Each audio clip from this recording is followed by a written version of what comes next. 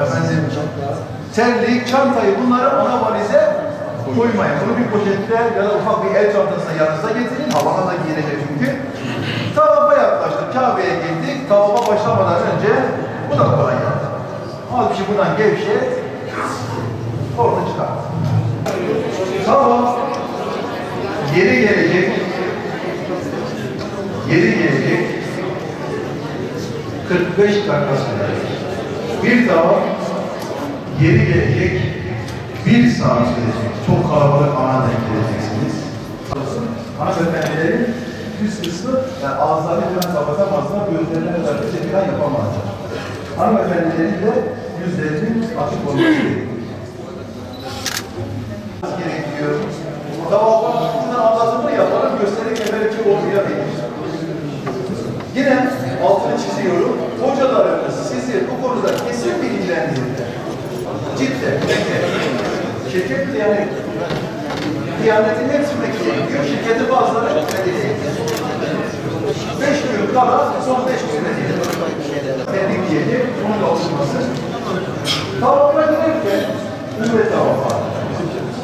Hocalarımız size otelde yerleştirme yaptılar. Şunu söyleyeyim. Tavafta dikkat edilmesi gerekenler, tavaf nedir? Şaf nedir? Sa'i nedir? Arafat nedir? Müzdelife nedir? Mina nedir? Şeytan taşlamak ne demektir? Kurban kesmek ne demektir? Hepsine hocalarımız sizlere anlatırlar. 2019 yılı hac organizasyonu çerçevesinde hacca gidecek olan hacı adaylarımıza yönelik 19-20 Haziran tarihlerinde eğitim seminerleri düzenledik. Bu eğitim seminerlerindeki amacımız hacca gidecek olan vatandaşlarımızın oradaki yapacak oldukları ibadetlerini daha sağlıklı bir şekilde icra etmeleridir.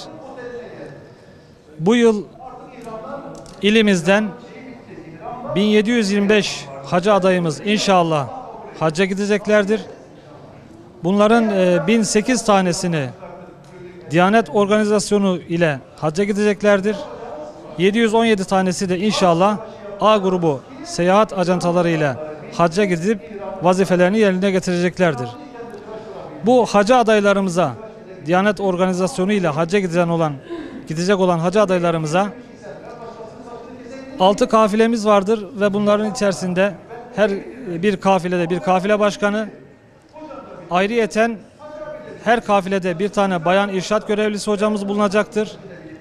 Ayrıca her kafilede de en az 4 tane din görevlisi arkadaşımız bu hacı adaylarımıza ibadetleri esnasında yardımcı olacaklardır.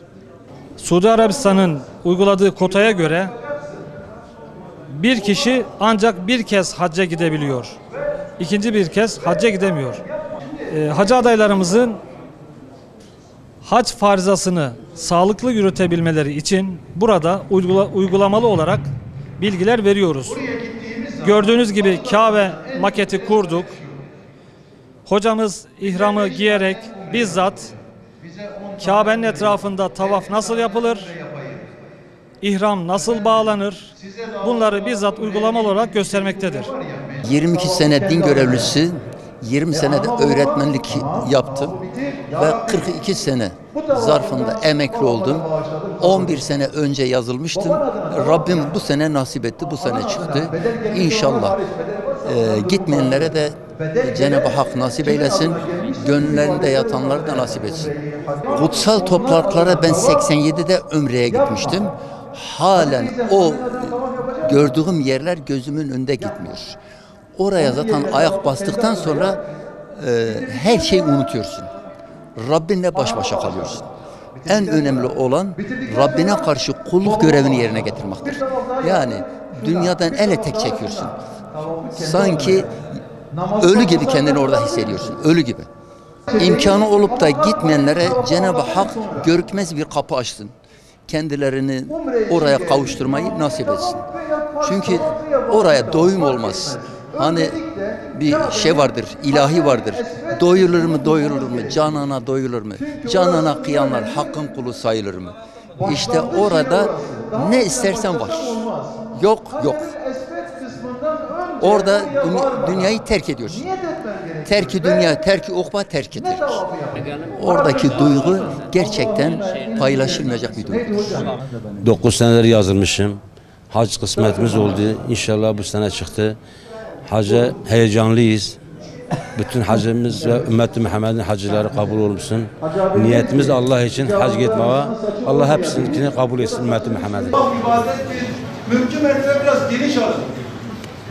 Kamyon tır şoförü yapma aramızda. Biraz geniş alın abi. Geniş yap ama ağzında her zaman dua olsun. Ya Rabbi sana hamd ederim beni Kabe'ye kadar getirdin ve tekrar duaya başlarız. Ağzımız tavaf bitene kadar susmaz. Yanımızdakiyle konuşamayız. Telefonla konuşamayız. Bir başkasına telefon açıp da amcaoğlu biliyor musun ben neredeyim? Şu an tavaftayım ha diyemeyiz. Mümkün mertebe resim çekemeyiz. Bizleri ve bütün müminleri cehennem azabından muhafaza eyle. Rabbena gfirli